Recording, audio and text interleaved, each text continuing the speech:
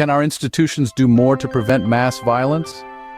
It's a question that echoes in the wake of the devastating mass shooting in Lewiston, Maine.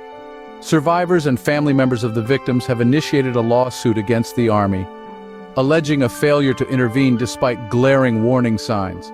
The tragedy has highlighted the crucial role that institutions play in preempting such acts of violence. When red flags are ignored, the consequences can be catastrophic, as was the case with the Lewiston shooting. So we must ask ourselves, when a system designed to protect us fails, who is held accountable? On a grim day in October 2023, Lewiston, Maine witnessed the deadliest shooting in its history.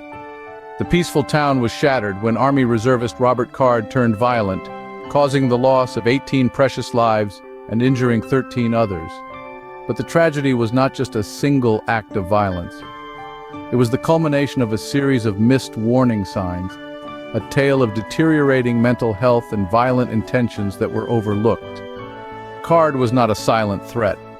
He showed clear indicators of instability, including paranoia, delusions, and even the creation of a hit list. Despite these alarming signs, the Army allegedly failed to intervene effectively. There were opportunities to prevent this catastrophe, but the urgency of the situation was seemingly ignored. In the wake of this tragedy, survivors and victims' families are demanding justice. Seeking justice, survivors and relatives of victims have initiated a lawsuit against the U.S. Army. The legal action points to multiple missed opportunities to intervene prior to the tragedy.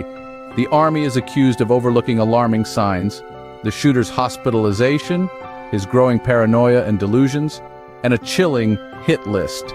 According to the lawsuit, these were clear indications of a ticking time bomb that were left unaddressed. The Army now has a 6-month window to respond. Failure to do so could potentially escalate this legal battle.